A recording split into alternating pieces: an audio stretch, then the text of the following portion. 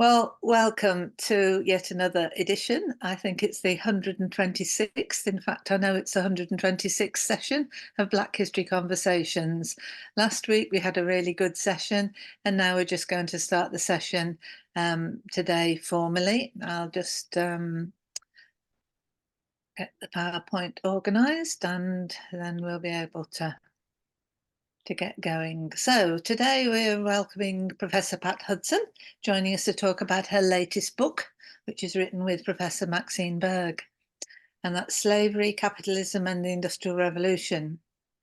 We're also going to have opportunities to hear about resources and any of your research, writing, updates and anything else. And I did pop in the opening screen of Historical Roots, which is a great resource, but I forgot to tell David Cleave that I was doing this week, so he's going to join us on another occasion. And we thank everyone who's supported the past sessions of Black History Conversations, been fantastic, especially Simon Faringo, who records the sessions, and then I'm able to post them. So, as I'm in Australia, I'm Liz Millman. I'd like to begin with acknowledging the traditional owners of the land where I live, the Wurundjeri people of the Kulin Nation, and pay my respects to elders past and present.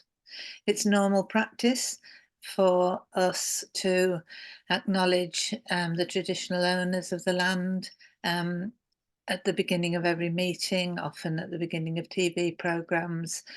So it's an ongoing acknowledgement and respect, recognizing that, of course, Australia has so many different nations on our whole continent. We're coming up to Australia Day, 26th of January, next Friday, and I'll say a little bit more about the issues there and the challenges. And because we acknowledge the traditional owners in Australia, it was suggested to us that we also recognised the wider issues of the subjects we're talking about. So Black History Conversations acknowledges the injustices of the actions taken by the British and other European countries that invaded and took possession of the islands in the Caribbean Sea, as well as the continents of North and South America.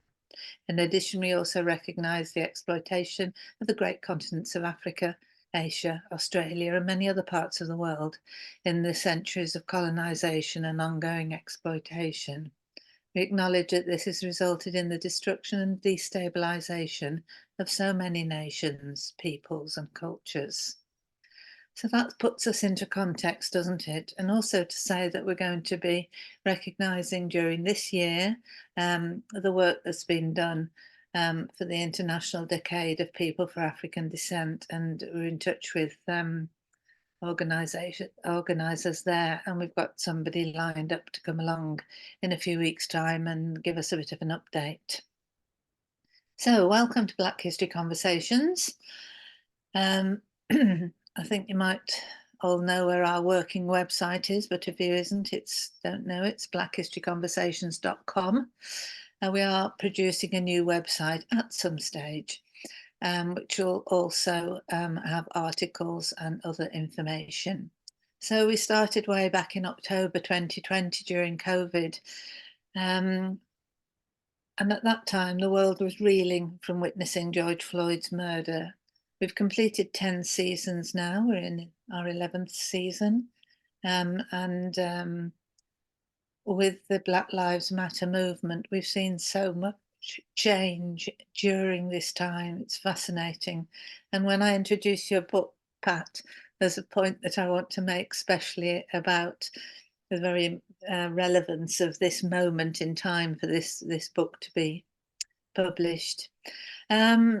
Black History Conversations is managed by Learning Links International CIC, and we're grateful for the support of the many individuals who've joined us. So I'm usually the person who introduces the sessions, along with Garrick, supported by June Elizabeth White-Smith-Gully.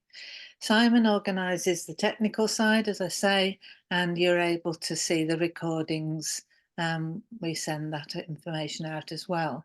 Now, reminders, we don't have formal registration, so if you are new to the session, add your email to the chat. We've done that already. You can switch your microphone off, please, unless you're speaking, just because of the issues with interference. And you can switch your camera off at any time if you're moving around, eating your lunch, getting coffee, whatever you're up to, because I know some people just like to listen along. We also recognise the subject material presented can be emotive and at times quite confrontational. So Garrick Preogs, come forward, say he's happy to talk through any issues offline.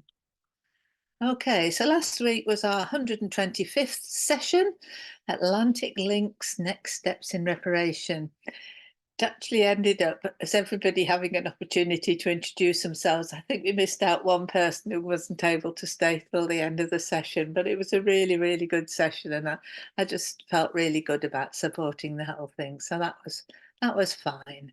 Now we're delighted to welcome Pat Hudson, Professor Pat Hudson. Brilliant, you're joining us from South Wales. I don't know how cold it is down there or how windy, but I think the main focus of the wind today is on North Wales. Now, I was explaining earlier this wonderful book, Slavery, Capitalism and the Industrial Revolution. I was honoured to receive a copy of it, and it's absolutely fascinating, and it's so timely, Pat. This is what I said I wanted to introduce particularly. You start with reference to George Floyd's murder, and I think that no, Edward Colston, sorry, and I think there are other mentions, but I think the fact that the book is written now and it's wonderfully referenced. So there are loads of really interesting references throughout the book, which are all up to date. And this is so wonderful, isn't it? Because so many people have written and published in the last few years. So it's really great to have a book with absolutely up to date referencing. So I think, Pat, without any more ado, I think I'll pass over to you and see how you're going to share your story about this book and what the book's about.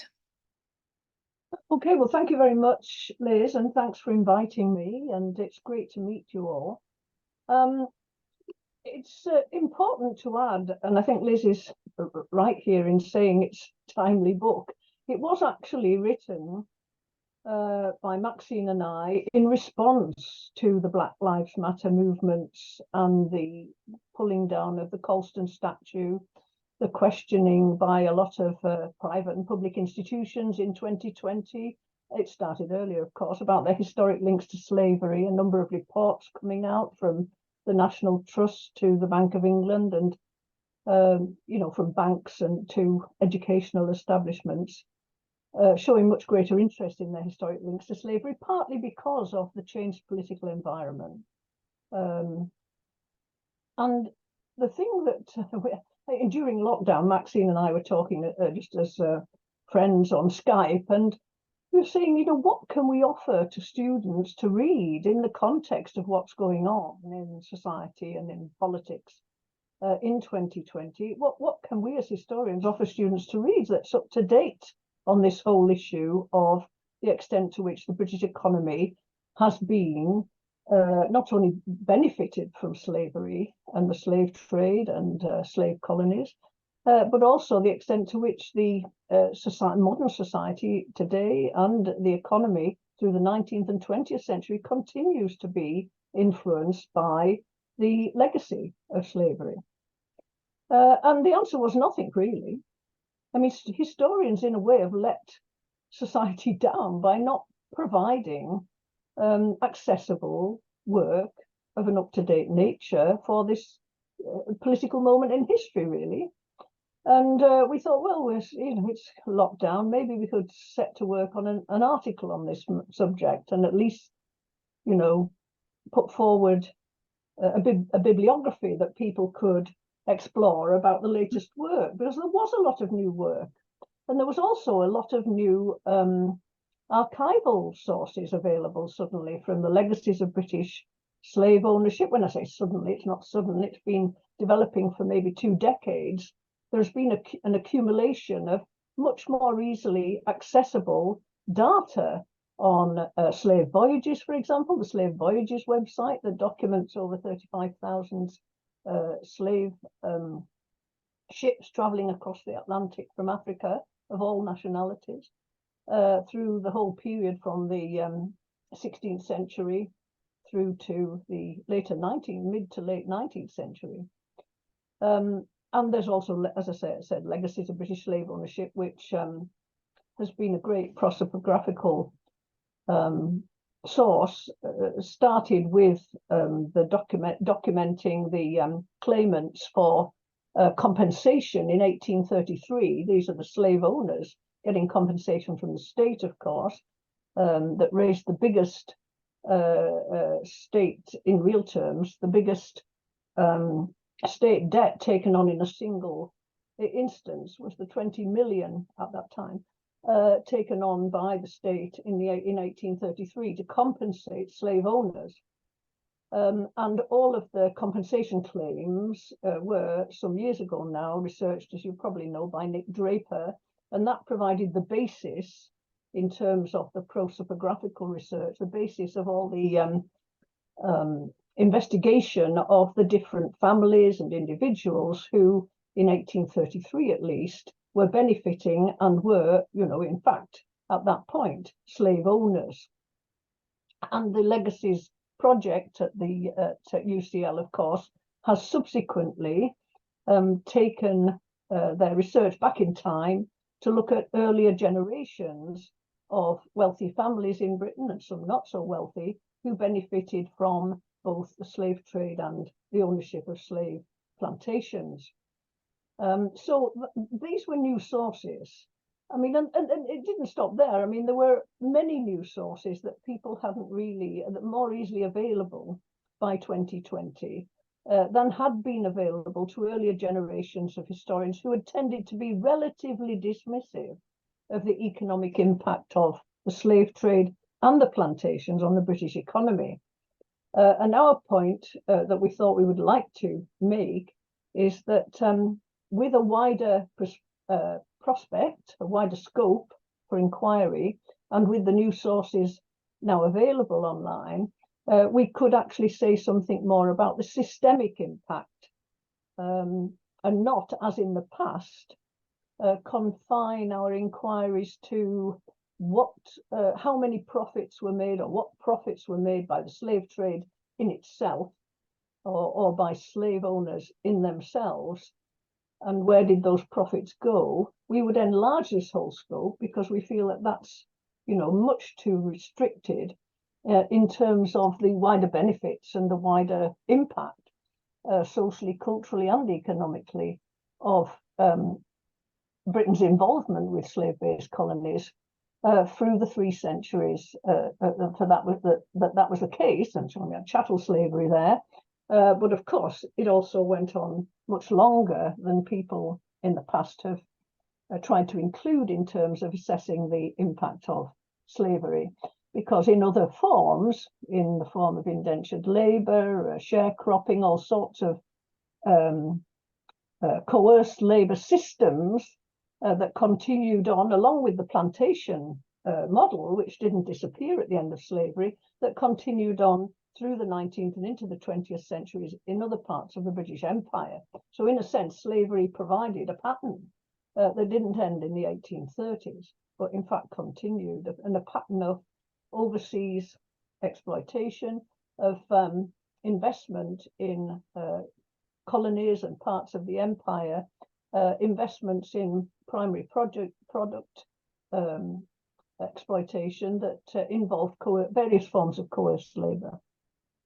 So we wanted to extend the scope chronologically, and we wanted to extend the scope of the inquiry about the impact of slavery also conceptually, much more than had been the case in the past, to look not in a partial way just at people who were involved in the slave trade and their profits, or even just at people who were plantation owners and their profits, because that only gives you a part of the picture. And important though that research is, it only gives part of the picture about the ways in which slavery and slave-based colonies and the Atlantic trade that depended on it affected Britain, both in the years in which chattel slavery was in existence, but also in the century or so afterwards, and right to the present.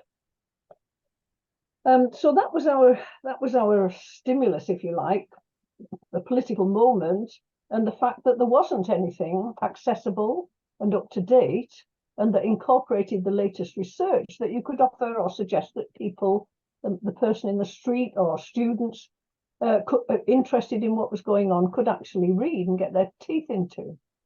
It was scattered about. There was a lot of new research, but it was scattered about in specialist journals and often expressed in language which, you know, is a bit dense for the average reader. And there was a need to sort of draw this research together and to make an accessible account, a synthesis of it all. And so that was our aim. Now, I did send you, but you probably didn't notice, about 3 hours ago, just a slide which had the chapter headings on it. But I can work without your sharing those. I'm just looking it up at the moment then, Pat. Right. So I'll just give you an idea of the scope of the book, if I may. I've sort of been through what prompted us to write it.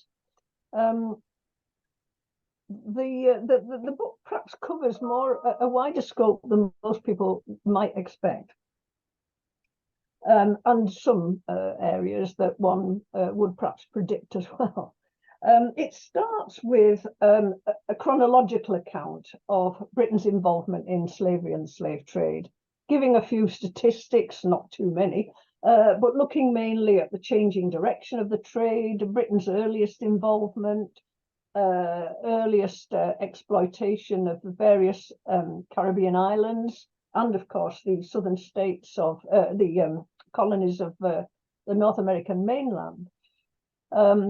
And so it gives an overall, a sort of, if you like, a summary account, relatively straightforward chronological account of Britain's involvement, its nature, the periods in which different cities in the UK became dominant in the slave trade, the role of London, of Bristol and Liverpool, the different islands and colonies that were established, where the main trades were focused, and that sort of thing. So that's the first sort of chronological chapter. The second chapter really looks at this whole thing about how in the past historians have come forward with what we have termed misleading measures of the impact of slavery on the British economy, partly because of a lack of data.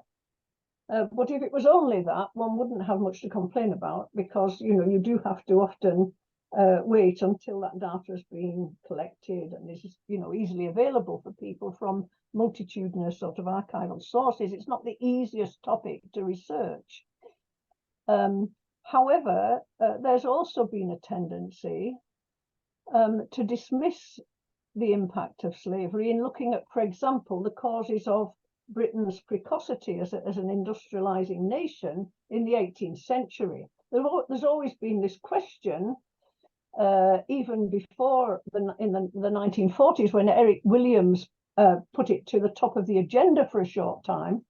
There's always been this question of the coincidence, if you like, but it's not just a coincidence, I'm sure, of Britain's leadership in colonial extraction in the Caribbean and its primary role in the slave trade by the late 18th century, the coincidence between that and the accelerating nature of British economic growth and the shift to an industrializing economy.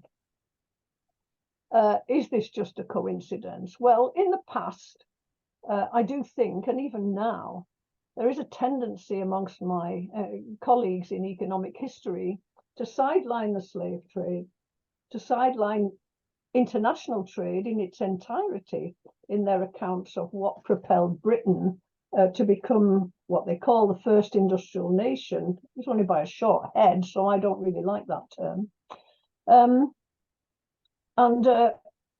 The fashion has been, and it's a sort of ideological as well as an academic choice, that endogenous explanations should rule the day. You know, Britain was different.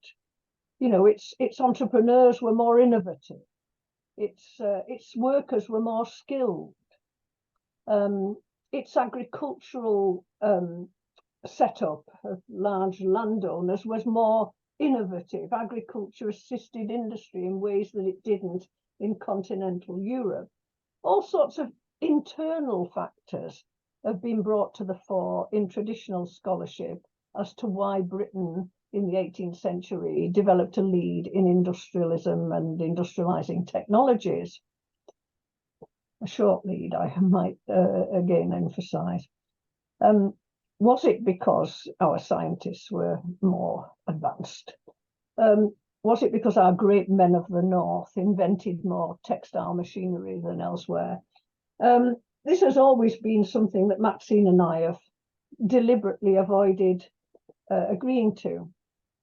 And we've always had, both of us, a much greater interest than perhaps most of our colleagues in the stimulus that came from overseas, and indeed the ideas and the skills and the entrepreneurship that came from Europe and wider afield into the British economy over the centuries in which it became more dynamic. You know, this wasn't something that occurred internal just to the British nation. This was something that was very much affected by the growth of markets, by growth of importation of materials, of movements of skilled laborers and entrepreneurs, and movement of ideas and inventions. And amongst this, slavery, we thought, ranked very highly as something that should be investigated.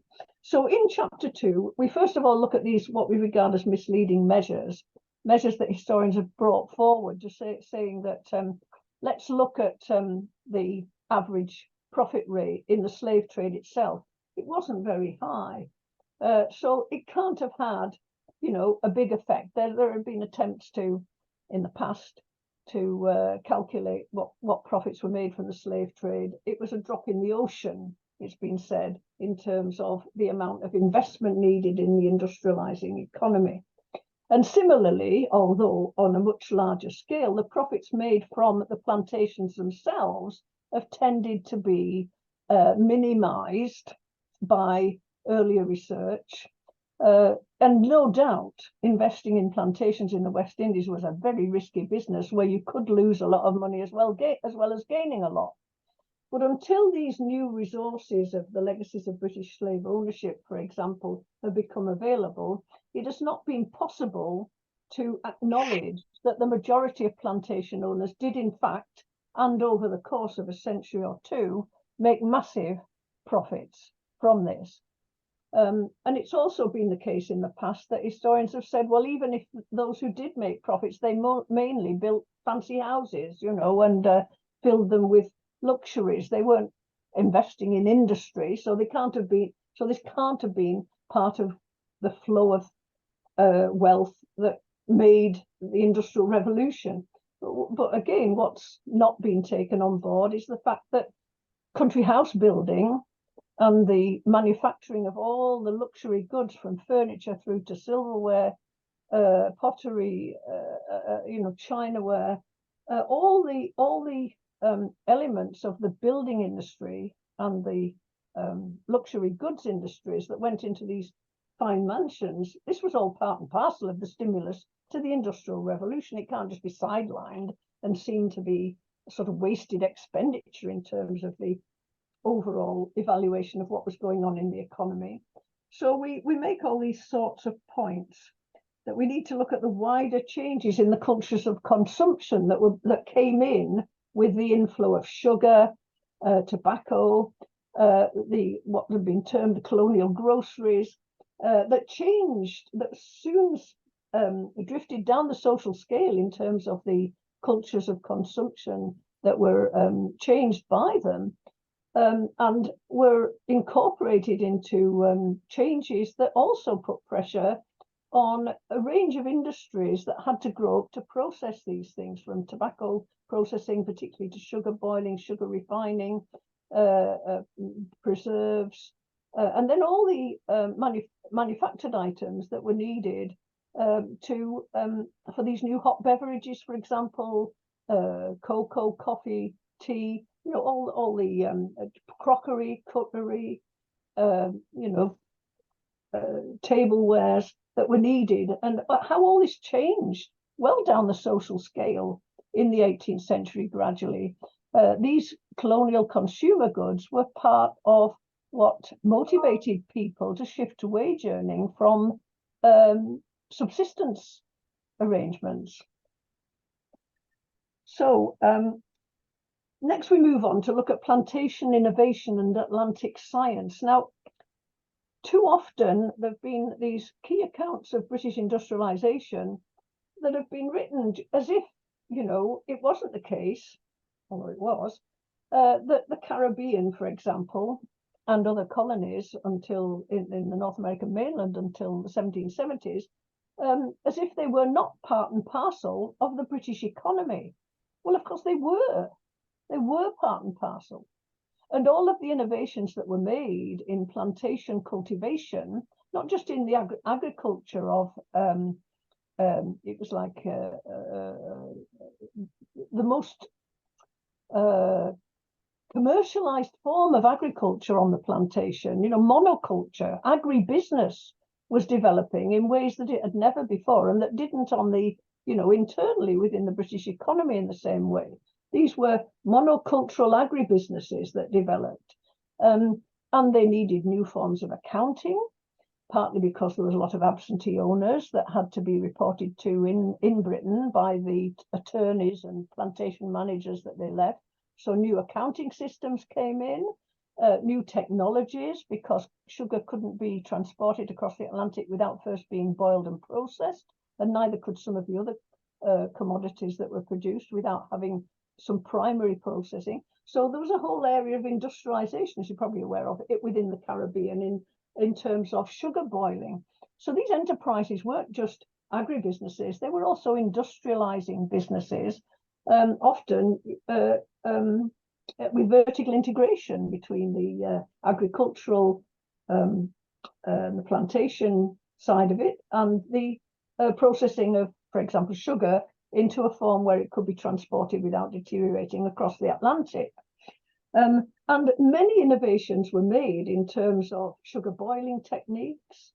It placed a massive new demand on copper, on the copper industry in this country, which was in the doldrums in the Elizabethan period, but which rose to be a major industry by the late 18th century because of the demand for sugar boiling vessels, both in the Caribbean, in the plantations themselves, but also domestically, because of course, once sugar came back, it was refined again and re-refined into a whole array of new products and new levels of sugar qualities.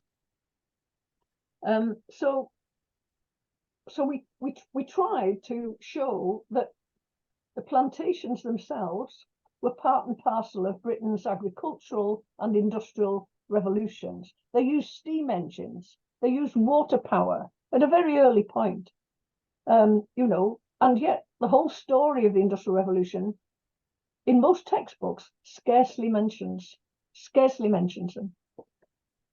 them.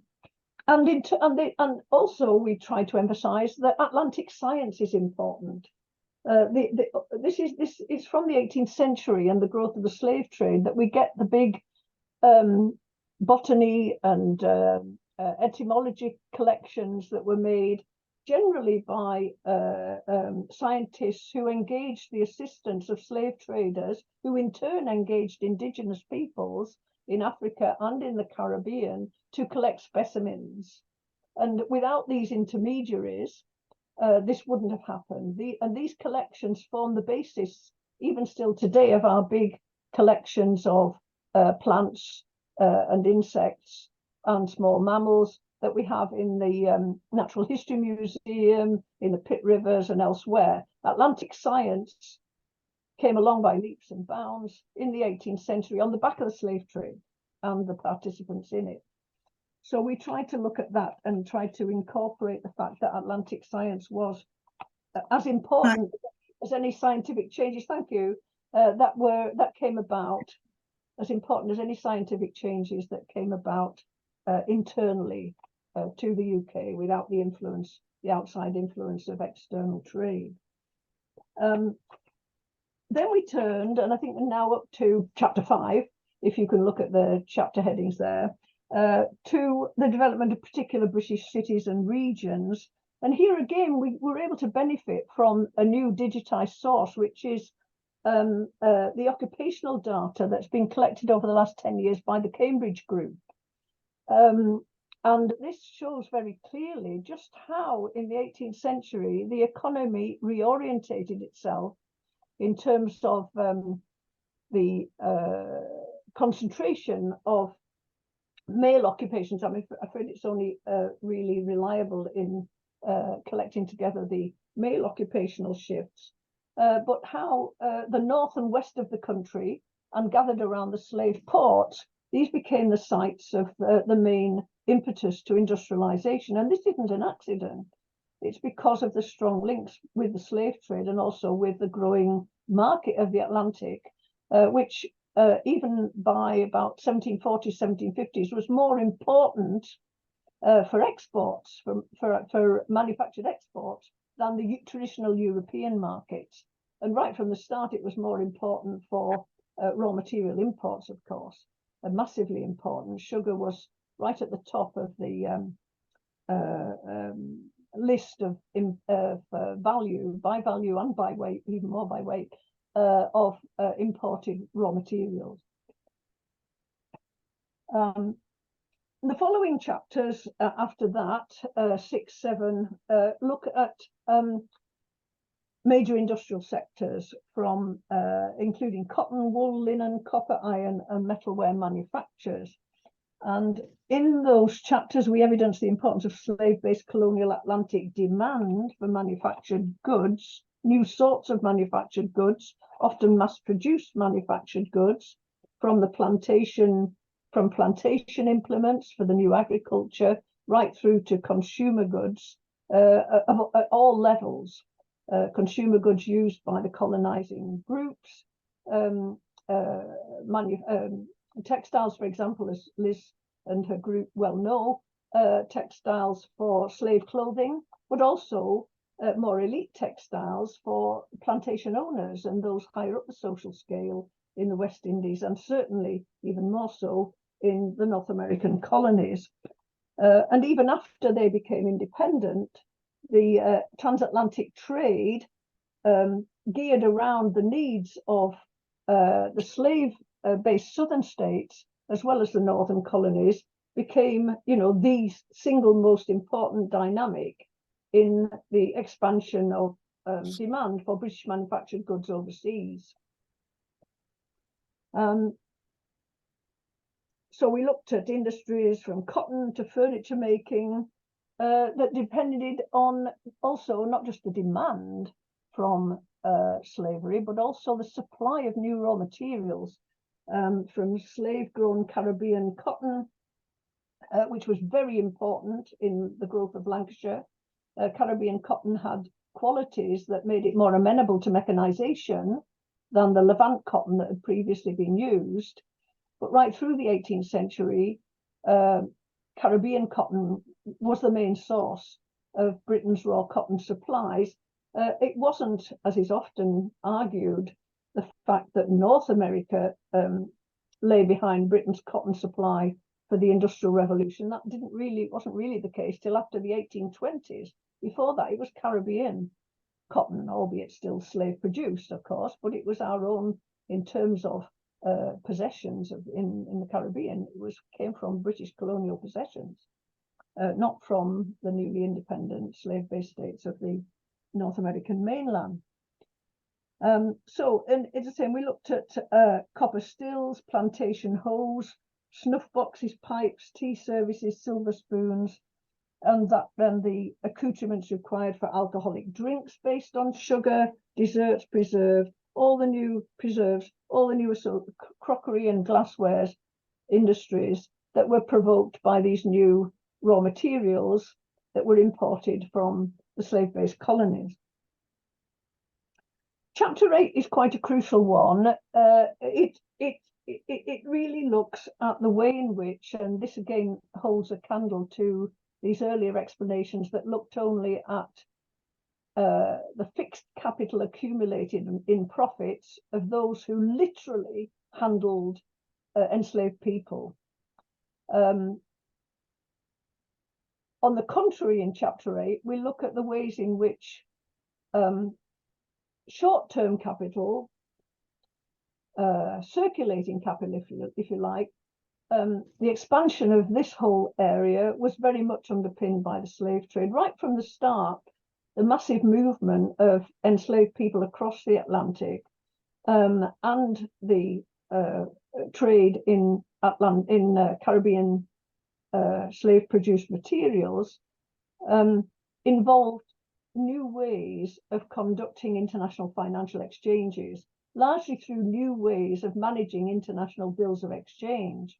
And a whole array of new institutions grew up in Britain on the back of this that were concerned with bringing international bills of exchange back from the Caribbean, because very soon, by the 1720s, 1730s, most slave ships that left Britain didn't come back with slave produced colonial groceries, but came back in ballast and with bills of exchange.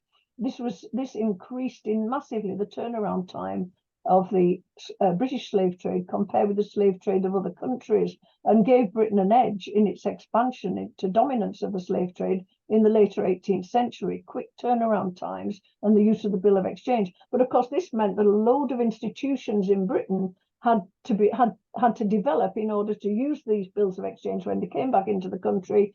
They often had several months to run, so they could be used like paper currency and discounted by the growing number of regional banks in, for example, South Lancashire and Yorkshire, in the Midlands, in industrializing areas.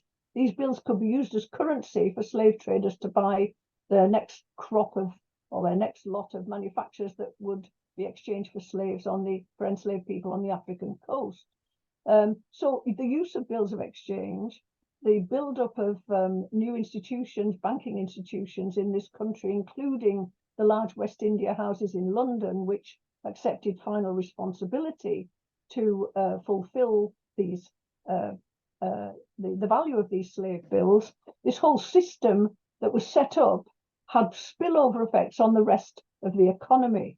The new financial institutions that were stimulated by the slave trade had these wider impact on the rest of the economy. It had nothing to do with the direct profits of plantations or of the slave trade, or very little to do. It was an indirect impact of slavery in setting up all these new institutions.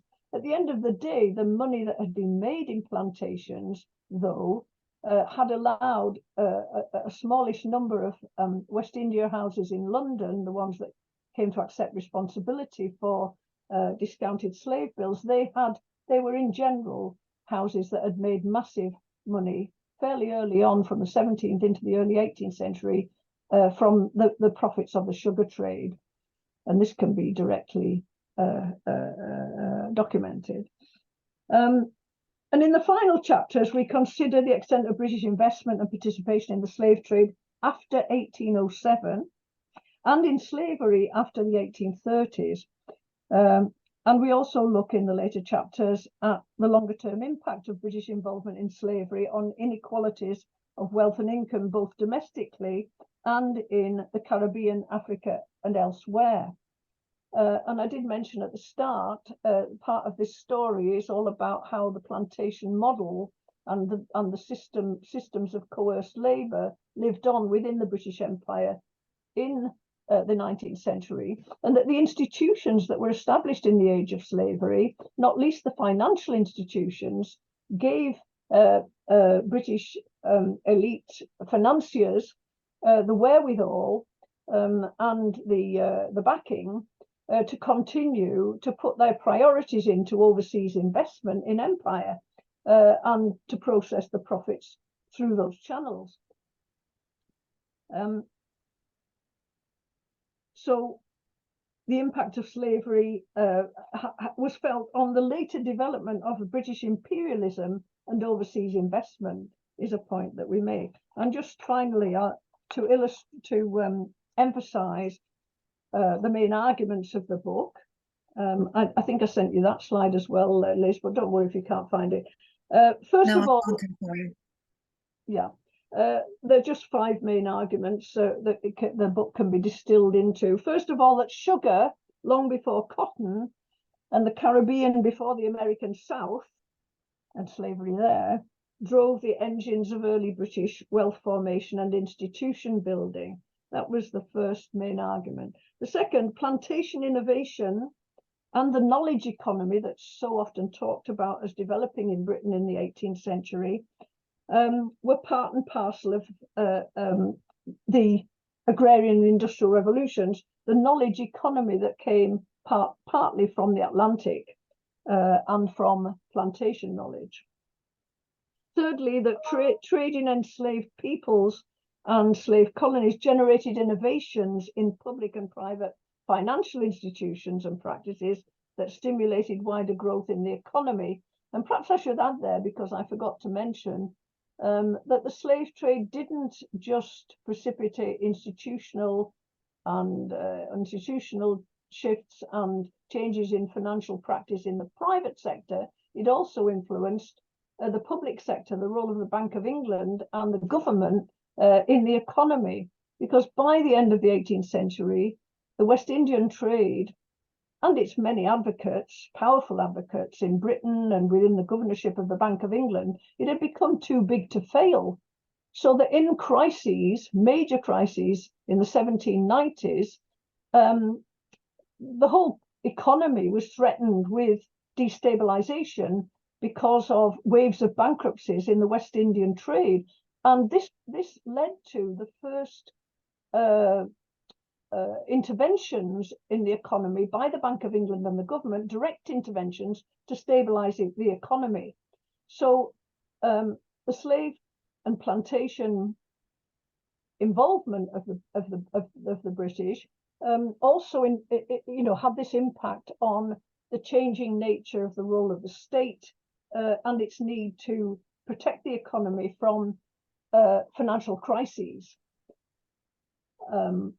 And the fourth point in the main arguments, the Atlantic trades of the 18th century were responsible for the geographical reorientation of the industrializing economy in favor of the North and West. That's in the chapter on regions and cities. As I said, drawing heavily from the Cambridge group work, which really does, with the mapping that they've allowed us to do, with the maps we produced in the book, it's really very obvious how the industrializing economy reorientates itself towards the Atlantic and away from Europe for a time. And finally, as I've really emphasized already, the impact of slavery on the British economy lasted well beyond abolition in the 1830s.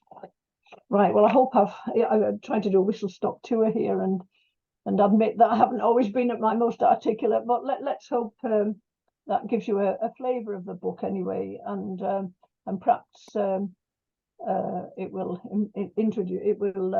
promote some reading of it. Well, Pat, I can't thank you enough. And yes, you did do us a whistle-stop tour, but it was set into context for me in a way which I was really delighted. So I'm sure for others as well. I apologise, I've not got the email. So can you send it to me again, and I'll forward it, the attachments to people. It was in the same one as I think it was in the same set of slides. But don't worry, it's just the main argument. I made that slide up as you were going along. I thought we'll just put that together for you. So how clever. That's why it looks different to the one you did. Oh, well, thank you very much. Very similar. Yeah.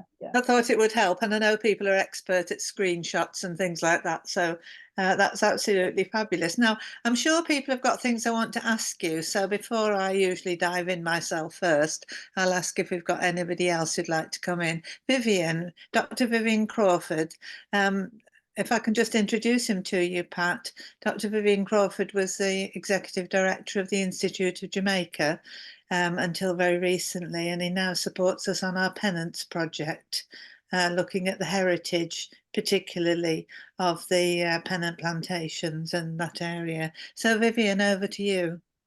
Thank you very, very, very much, Liz. And I want to say how grateful we are to you, Liz. I say it at every presentation for organizing this. We are indebted to you, Liz. And we will all name our children Liz. All the girls will be named Liz. But to thank Pat most sincerely, Pat, in terms of names, Hudson, we have that name in Jamaica, and our former national librarian, Winsome Hudson. So it must be she must be your relative. To thank you most sincerely for the presentation, and to let you know that I didn't want to leave chapter 9 of your presentation, Slavery After Slavery, Legacies of Race and Inequality, because that is the milepost for many of us Jamaicans and many of us West Indians. I said on this program, Pat, it was only last year, the 1st of August, was the 185th anniversary of our ancestors being given a name, a surname. We did not have a surname because, as Alex Renton pointed out on this program, Alex Renton, that blood legacy, we were regarded as half animal, half human in order to justify enslavement. As you spoke, it dawned on me, Liz, that we need to have a presentation by a representative of the church, because I'm a church organist, and it dawned on me that the church was part of the process. God made them all. Yeah. The rich man at his castle, the poor man at his gate. That was our lot. And I would want to hear a presentation from the church. In Jamaica, we are eternally grateful to the Moravians, who in 1753 brought some of their workers to Jamaica to teach our people enslaved about God. There was much opposition to that, because you don't teach an animal about God. But and then the Quakers, through Sir Thomas Fowell Buxton and the Micah Institution, to teach our enslaved. But I would want to hear some information from the church. And finally, Pat, you would have been aware of the 4th of July article in the Guardian newspaper, England, about the innovation from Jamaica, which propelled Britain to lead the world's iron, being the leading exporter of iron during the Industrial Revolution. And this was because of a process where wrought iron was made from scrap iron for the first time. And the idea is attributed to a British Henry Cort. He took the patent on it because half animal and half humans didn't have any right. But there were 76 people from Africa who were experts on it. And that innovation led to Crystal Palace, Kew Gardens, and the Arches of St. Pancras train station. So, and blood legacy here from Alex Renton is a part of my own heritage, because when you drive through Jamaica, you will see the space that Alex Renton spoke about at White Horses. It's so-called White Horses because when you look out at the seas and see the waves, it's like horses galloping away. So I want this discussion would take us about a month. So I will stop at this stage, but to thank you most sincerely for evoking our curiosity. Thank you, Pat. Thank you very much indeed. Thank you, Vivian. I think your point about the churches is a very good point, and I think that's certainly something for us to follow up. And it would be really interesting if we could find a speaker from your side, Vivian, who would speak about this. It would be fascinating, and the impact of the churches. And also, I'll speak again about reparation and the Blood Legacy Alex Renton book. Alex joined us many sessions ago. But we've got another session on reparations next week with Laura Trevelyan, but I'll say more about that later. Robert, you want to come in next? Yes, thank you. I mean, I live in Holywell, which was a slavery boomtown in North Wales. Its main products were copper and brass, and this was not only used to supply trade goods for slaves in West Africa, but sugar boiling equipment for the plantations and so on. And it was also involved in the cotton industry. There was a certain amount of cotton spinning, although I don't think it lasted very long in Holywell, but also the manufacture of copper plates for printing cotton fabrics. But I think one really interesting thing about this, and links in with what you were saying, Pat, in order to have a labor force for many of these operations that were enriching this town, we needed new forms of labor. And one of the new forms of labor that was imported was the so-called apprentice labor. And down in the Greenfield Valley, you can still see the remains of 2 apprentice houses. Now, the young people employed there would today be classified as victims of modern slavery. So there was a sense in which forms of slavery were imported to this end of the chain of production in order to sustain the plantation economy. And of course, this develops on a much wider scale. And I don't know how many people are familiar with the debates, but Osler versus Wilberforce. Wilberforce, he was criticized by Osler and others for being against slavery in the Caribbean, but being for what was called Little Yorkshire slavery, because he vehemently opposed any restriction on the working hours of children in the mills of Northern England. So, there are all sorts of interesting political and economic spin-offs back here. It wasn't just the enrichment of some of the big industrial and landowning barons. It was the virtual enslavement of some of the most vulnerable people in Britain and the generation of enormous debates. When Osler went on a tour, or one of his tours, speaking, apparently in London, they deployed troops to the north of London because they were afraid that the agitation that Osler was creating would actually lead to civil unrest, and that, the working class with their pitchforks and so on would march on London. If only, I mean, that, that was never likely. But all I'm saying here is that the domestic repercussions were really very, very substantial. I'll stop there. Robert, thank you very much indeed, Professor Robert Moore. You've done so much to explore the Black histories of North Wales, and that was fascinating to hear just that expression that Holywell was a slavery boom town. I visited Holywell for the very first time this last summer, and I was stunned about how ignorant I was about that area. So it was truly fascinating. And there's a Holywell in Jamaica.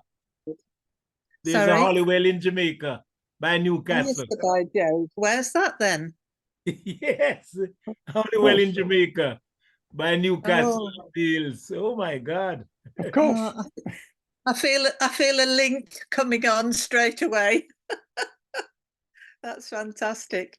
Okay, I don't know if anyone else has got any particular comments. Gareth, have you got anything you want to come in on? No, thank you. It's been very, very interesting. Thank you. Excellent. And I have to say, Pat is going to complete her book, aren't you, Pat, about the Welsh woolen industry at some stage. I can't hear you, Pat. Pat. Yeah, I'm writing a new history of Welsh textiles, but it's not really at the stage where you can say I'm completing it. It's at earlier stage than that. Sorry, catching you there.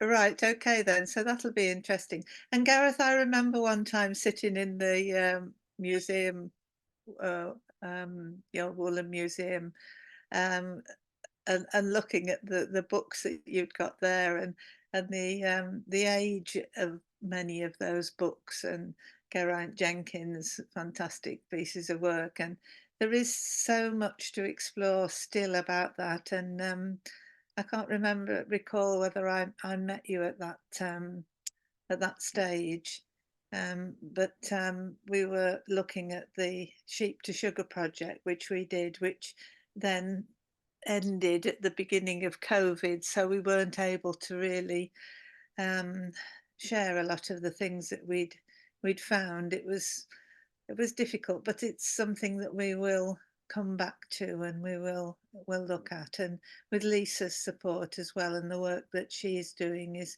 really inspirational, looking at the story of wool, sorry, not Welsh wool, but wool around the world as a major commodity. And Pat, I loved your expression about colonial groceries. I thought that was really interesting, because when you look at the lists of items that were required to be shipped out to the colonies, you know, absolutely amazing. Every little nut, bolt, needle, thread, you name it, China, whatever was taken out. Now Garrick's coming in now with another point. Yes, thank you very much for the presentation, Pat. Very, very interesting, as you give us a little snippet of each of the chapters. Couple of key words that you have used, which I'm thinking about, because you mentioned how dismissive a lot of people are to, you know, to the facts. They just don't want to acknowledge these things. And we find that, you know, when we try to have conversation, you know, people try to dismiss and to change the narrative, so they do not have that conversation. But also you mentioned systemic impact, and that is the legacy that we have. And what we don't realize, that colonial legacy has been affecting generation after generation. And, you know, I'm currently dealing with the Windrush scandal, which is only part of a modern 20th century history. But you can go back and take that story back, you know, 200-300 years. And one of the things that is important for us on these platforms is how we share the information, share the learning, to make sure that the learning gets out to educators and to socialists, and, you know, in every various ways we can do so, you know, because when you try to sort of focus on academia, it's very challenging, and people don't want to go down that road. But there are other ways you can engage in these conversations. And, you know, this platform sort of focus on local history and trying to bring, you know, local history alive and connecting that with a much bigger history, so that, you know, people have a better understanding of the journey and where, you know, where we're coming from. So I think that point around systemic impact is something that we're conscious about, and it's something that has impacted on many generations across the world, where Britain and European legacy still exists. Thank you very much indeed. Thank you, Garrick. I think on that point of systemic impact and the journey that we're on, one of the things I found fascinating, Pat, in having had the opportunity to read the book, was one, how accessible it was. Now, one of the things that we've talked about a lot is how can we better help other people understand about our shared histories, about Black history. And we have with us Helen Papworth. Now, Helen is an author, and she's written a book, The Butterfly and the Bee, which is about Henry Morton Stanley's wife. You may want to say a bit more about it, Helen, in a moment, I don't know. But by presenting that history as a novel, I found it a very valuable way of getting into history. I was always very resistant to read historical novels in the past because I felt that I might be influenced by stories that weren't true, and I can't always tell the difference. So I found Helen's book a really positive way to move forward, but I can't say that I've ever read another sorry, it's 2 o'clock in the morning here. I read another academic text, if you like, which was so accessible. It's really easy to read, and you referred to that. You wanted something that was good to read, something that wasn't too dense. You worked on it with a purpose, as you say, during lockdown, and to bring some of the new resources and up-to-date resources together. I think it's nothing short of miraculous. I think I shall use it certainly as my first reference book, and partly because you've got such a wonderfully long bibliography, which again you mentioned. And it's so important to recognise the people who are working on these subjects at the moment and what they're putting out there, because there is so much information.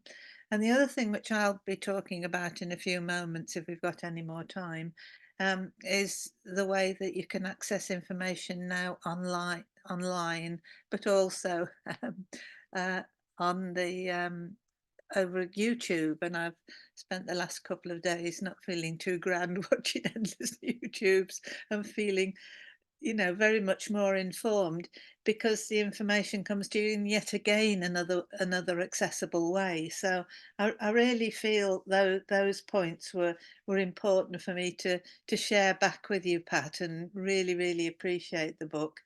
And then, sorry, Pat, yeah. I just wanted to come in before I forget what I mean. I haven't got the excuse that it's 2 in the morning here, but I've probably got the excuse of age, that things come into my mind and then go out again. But I do think that apart from Helen's book, which I must look up, and thanks for the chapter information, Helen, autobiography is another really good way in, isn't it? I mean, as our Vivian was holding up Alex Renton's book, to tie in your own family history and your own, as it were, intellectual trajectory and level of understanding of all this, to put that in. And it's same with Tom. Yes, I know the book. I have it, and the same with Thomas Harding's book about Berbice. That has an autobiographical connection, and also Charlotte Williams and Sugar and Slate book about North Wales. These are very good ways, these are the sorts of books that I would probably recommend to the general reader about all this, because unlike an academic book, they have a narrative way of bringing you into the whole story without it appearing, heavily academic, if you like. Yeah. So it's that personal way in as well. And I would say another thing is too, though, that perhaps I think is important. Our book has had, it isn't. It only came out in June, but so there isn't really time for academic reviews to have come out yet, but we have had some attention. A reasonable review from an academic, quite a good one really, in the TLS. But most of the reviews we've had in the popular press have been couched in terms of the culture wars, as if we've produced something that isn't carefully researched, that is just propaganda. And in fact, that word's been used, as has that we're raison d'être, that as intellectuals, we're letting down our country. We're traducing our country by introducing this perspective that puts the impact of slavery so high up the agenda. And this, to me, I mean, naively, because I've never been involved in this type of cultural exchange before. And in fact, I haven't really exchanged with these people because I just feel that it's giving more oxygen to the debate. But it has been uncomfortable reading. And the idea that you can't write about some of these topics without traducing your country, without playing down your nation, is just, to me, absurd. But of course, it isn't absurd to the wider public. It might only be a minority of the wider public, but it's a very vocal minority, and it's one that dominates, of course, not just the popular press, but the right wing, more serious press too. We had a review in the Telegraph. We've had reviews on online forums like Reclaiming History. The latter you'd expect to be something of a put down because it's a bunch of historians, some very well known, who have decided to collect together, articles by themselves which identify new trends in history which they feel are left-wing propaganda, wokeism, etc. But there have been a couple of other reviews on different websites that also have those sorts of purposes behind them, as well as in the Telegraph and elsewhere. So I just wanted to make that point that you don't write these books without encountering a very difficult terrain culturally. Thank you very much for that comment, Pat. Now I'm holding with me here a book. I don't know how many of you have seen this book, come across it. It's called Brilliant Black British History, and it's by Atinuka, who is again a Welsh author, Nigerian heritage Welsh author. And she has also had a lot of negative press about this book. And so we want to invite her to join us. But I was sharing it last week and saying, I mean, it's a book designed for children. You can tell it's a big book. And it's very, very well illustrated. It's got extremely comprehensive contents like yours, goes right through from first Britons, first civilizations, Celts and Romans, etc., etc., etc., through to the World Wars, the Windrush generation, the colour bar, Black British culture. And it's beautifully presented and illustrated. Showing you a few little pictures here. But we've invited Atinuka to come and join us and to talk about it, because I think, if people are writing honestly, presenting information in ways that people can understand, accessible information, then they're and getting criticised for it, then we need to be supportive. And perhaps some of the more technical academic books these people aren't reading, and therefore they aren't getting the criticism. But yes, it's quite unreasonable, but it's also wonderful that people like yourself are stepping back at this present moment, reflecting and helping people to move forward, to understand this shared history that we've got, and we can't take away from it. And the point that was made earlier about the I think it was you, Vivian, about the workers in Jamaica who, yes, the innovation that came about the iron and Henry Court's transferring of the knowledge and that technology to Britain. Yeah, it's fascinating. We need to explore all these different areas, and we've got the opportunity. But Pat, yes? Just briefly, the Jenny Bulstrode article, which Vivian referred to, which challenges the idea that Henry Court was the big inventor of an entirely new process, has had tremendous negative criticism. A little of it justified. This is some of the problem. I think she rushed to publish that piece without thoroughly checking all of her sources. My worry is that the amount of negative press that piece has had will probably set back the cause of people writing about the impact of Atlantic science and of black technologists and metallurgists and others on ways of thinking about industrial processes in Britain. However, she has been fully supported by the journal History and Technology, and in the latest issue, which you can get online, there is a summary of the challenges that she's received and a rebuttal, which I think is very valid.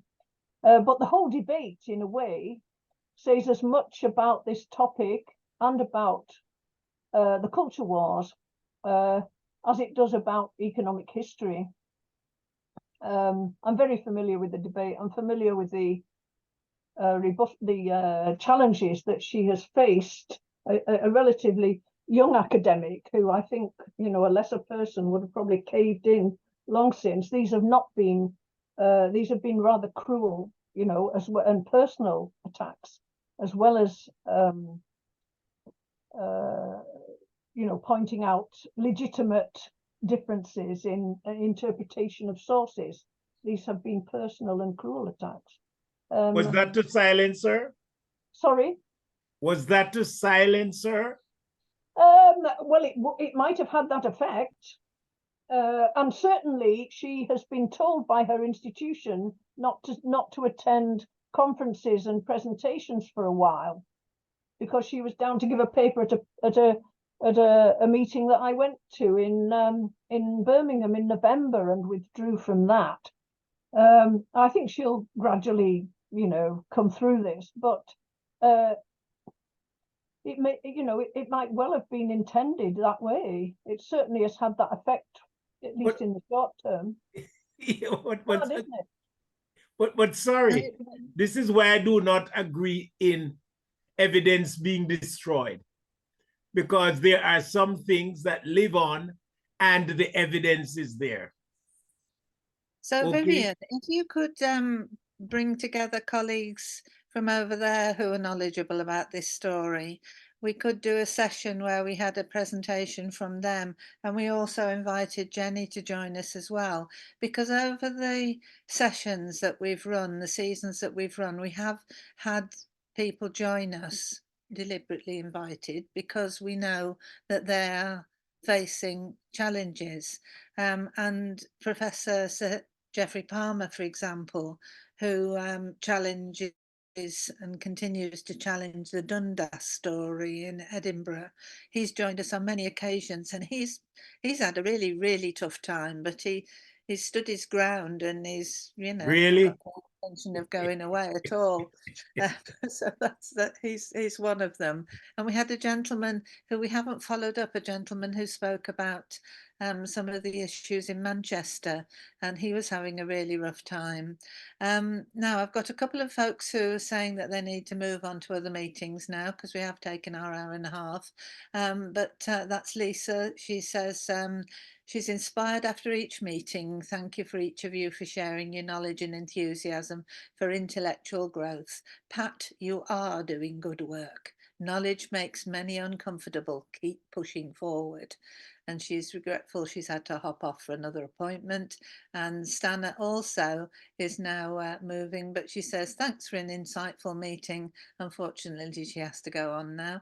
But thank you very much indeed, Stana, for joining us. That's excellent. And we've got another couple of comments in here. Helen says, and this is really wonderful, that The Butterfly and the Bee is available on Amazon as an ebook. It should be free until noon tomorrow as part of a promotion. You couldn't extend it a bit, could you, Helen, so we can get the word out? Perhaps you. I've got 5 days that I can do promotions each year. So yes, I can tell you when it's going to be on available again. All right then. So if I can you send me the rest of the information as to how people get I try and do it to coincide with the talk, and I've been doing a talk last night and a talk on Monday. So right, okay then. So I should tell, sorry, Bliss, I should tell Helen I got the Mary Seacole book. Yeah. Yes, I got it as a Christmas gift. Oh, great. That's good. Because Institute of Jamaica is the building next door to where Mary Seacole grew up. Yeah. Okay, thank you very much. Right. I think we've got another couple of comments here. Thank you very much, Vivian. I'm just reading through the messages. Robert, you also mentioned Anne Haggard Thomas's excellent book, Woven, which is also available in Welsh. So that's another novel, and that was based on her research that she picked up from our Sheep to Sugar project. So that was a really interesting spin-off from that. We just hear Robert, you saying, Pat, this is from Robert saying to you, Pat, if you're unlucky enough to be mentioned in The Sun, I'm afraid you might get death threats, for goodness sake. The fortune for culture wars can be very rough indeed, but they're mainly rhetorical. Few who carry out threats are capable of carrying them out. Well, you can't imagine that a sensible book called Slavery, Capitalism and the Industrial Revolution don't look like the sort of book that you'd get uptight and object to. Certainly new knowledge to me. Joanna Robinson says, thank you very much for this brilliant overview, very thought-provoking. And Gareth says he has to leave now, but thank you very much, Pat. And thank you, Gareth, for joining us. That was really pretty special. Thank you. June Elizabeth, you're going to say something, and then I've got a few more things to do, and then we can wrap up in about 10 minutes. Yeah, thank you very much. Good afternoon, everyone. Thank you for that wonderful presentation, Pat, and everybody else that contributed. I really, really enjoyed it. And I just want to say to our Jamaican doctor, Vivian, carrot juice, homemade. By Sir Cliff the Jamaican. All right. Coffee, homemade. Put a little rum in it. Have a little white rum. Just tip a little white rum inside. Thank you, sir. That's right, Gary. Too much giggling on this show, thank you. White rum. Gary says the white rum. Okay, Pat, I'm just going to come back to you on another couple of points, and that was the index and the bibliography. And so the index, you can tell I'm a beginner at all of this. Thank you very much for the pictures of the white rum going on here. She's taking your advice. I'm going to mute you.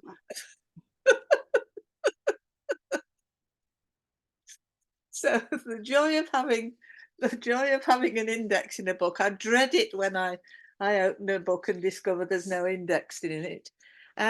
It's so fascinating because you can often pick out, because it's a well presented index, and you can pick out different bits and pieces. I mean, I picked up the point about gunpowder. We had the guy from Lancaster University came to speak to us, and he was speaking about gunpowder. So it's really, yeah, and the reference was there to Dundas, and I thought, oh yes, That was when I was first reading the book, and then I came back to it, so that was good. Also, with the references, that's fascinating as well. So it's almost worth, perusing the references, because you can find all sorts of additional sources of information. I don't know, and maybe this is a time to start this conversation, but how do we manage the enormous amount of information that's available on YouTube with any sort of way of finding anything on there?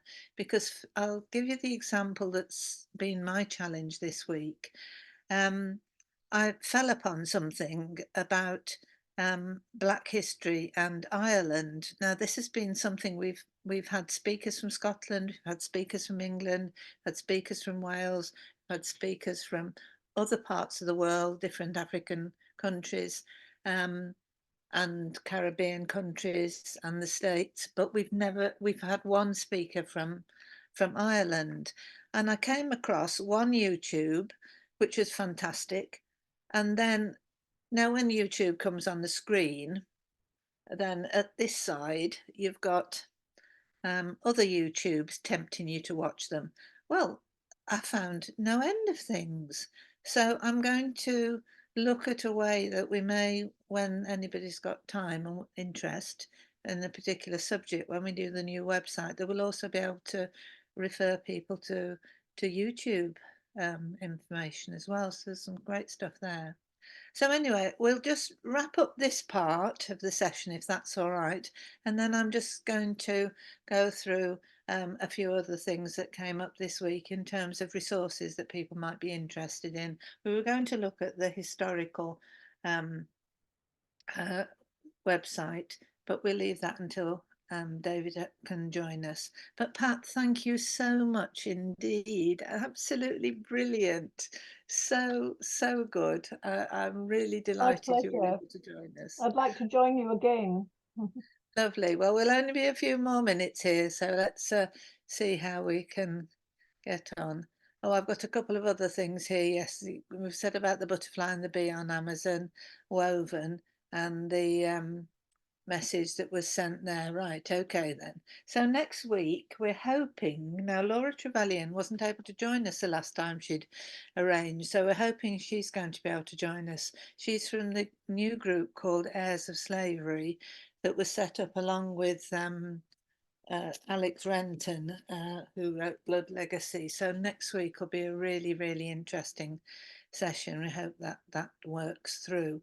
And it's talking about reparations. So here we've got another YouTube thing I found on Democracy Now, where they're looking at the descendants in America, the descendants of enslavers and enslaved fighting for reparations. So I'm not going to read all this out, but this is one of the things I found this week. And there's a new film being produced, which is now being shown on PBS.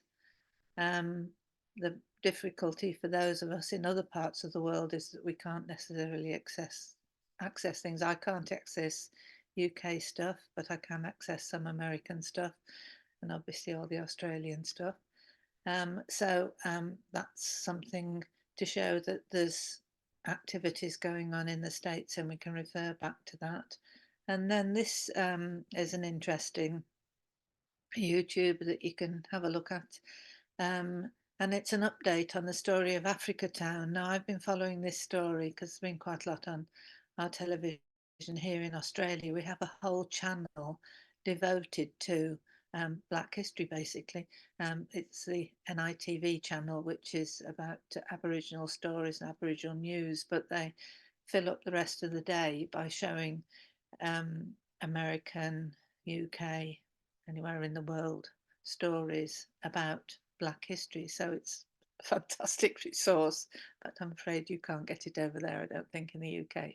Anyway, this was an interesting one because this is on YouTube, and it's about this town in America, Africa Town, and the challenges that they're facing. And they, here in the photograph that clip I took. We've got two of the white descendants of the Alabama enslaver who brought these Africans over after the slave trade had been stopped, that they managed to get this one ship in. So that's a really interesting one to follow through, and follows on that theme of reconciliation and reparations. It was really interesting. Right, that's all of us today. This was another project that I was looking at about Nigerian nostalgia that following through, but we're not going to look at that now. And that's it. So not too much to add in there today, but I thought that might be useful. Okay, is there anybody else who wants to add anything else at this moment in time then? Robert Moore's ordering the book. Oh yes, Pat, I was going to ask you, and it might be too late if you've ordered it already. Pat, do you have a preference about where people order the book from?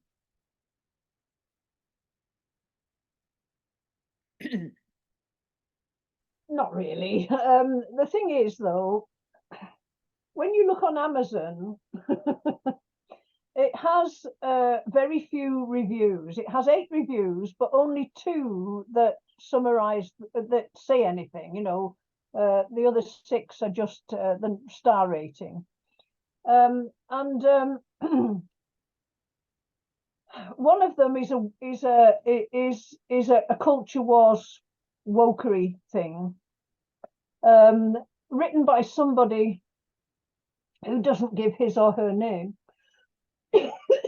and has the graciousness to admit that it's based only on his or her reading of the introductory material and the conclusion, but who really condemns most of it as propaganda. There's one extremely good review that I couldn't, I mean, I'm embarrassed to read it because I feel it's almost too, praising the book too much. Excuse me. But if you buy it from Amazon, this is what I'm trying to say, I'd be really grateful if you could write a short review. Right. And give it the stars that you would decide it's worth. I've never been confident enough to do that, but I mean, it's a really good point. I never thought of it. At the moment, it might be putting off purchases because it's a very long and negative review that's there. Thank you for that point, though. So, are there any other suppliers that you would recommend, or?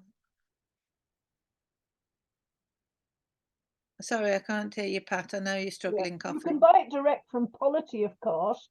And I did have a code, a discount code, but it expired on the 30th of December. I could get another one and send you it. Would you? Sent off, yeah. I'll get another one today and send you an email which you can then circulate. That would be brilliant. Thank you very much indeed. Thank you. Yeah. Garrick. I was just thinking whether the book is available through Blackstone, because Blackstone is a very large distributor, and also university students, that's where they go to get their books. So Blackstone is a great place. Yeah, I would say that the important thing, it's only recently appeared on the shelves in Dillon's in London. It wasn't there for months, for weeks. Polity has not been very good in its distribution and publicity, and then, in my view. But the only way to get these other distributors to stock it is to order it from them, in fact. So if you know one that doesn't stock it, order it from there, and they're likely then to get it in. yes, or a bookshop, you know. Good point. And WH Smith's as well. Yeah, if you're going for one, they'll probably say, you know, order 2 and have one on their shelves as well. So that would be the thing to do if you could. Yeah. I'll go into Blackstone and place an order. Thank you. So, excuse me, so not to buy it from Amazon. Sorry. Yeah, June Elizabeth. Yes, Circle's just getting me from Amazon. So should I go into WH Smith tomorrow and order it? Well, you could. W.H. Smith's might then, you see, start to stock it if enough people. Right, I'll do that then. Don't Yeah. bother, Sir Cliff. Thank you. I'll do that. All right, it's good that you've got your assistant there, Sir Cliff. Excellent. Okay then, so that's really useful, I think.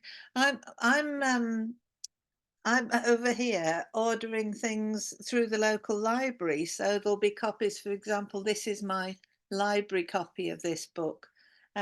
So yeah, ordering things through the local library also means that they would get over here, and then they'd think, oh, this is a good book. We'll That's we'll a order good a few point, more Liz. to a few more So libraries. Liverpool Library, Central Library, I'll make sure they order the book because I'm there twice a week, Thursday and Friday. So I'll do that. Yeah. Okay. Well, it may only be a few more copies, but we'll do our best for you, Pat.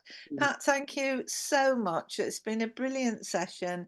We're getting started with this season 11 now, and yeah, it's been when we take a break, it's hard to get going again, but we are rolling along now. But Pat, so thank you very much indeed, and you know, looking forward also to your further investigations with the wool stories as well. So I've invited people from our Breath In Online Research Network. They're going to be able to get copies of this presentation as well, so they'll understand more. And I'm sure you'll join us and talk to us about what you're doing there. But we'll let you get on with things for a while. Okay, then. Well, thanks ever so much. Really, really grateful. And thank you to everyone.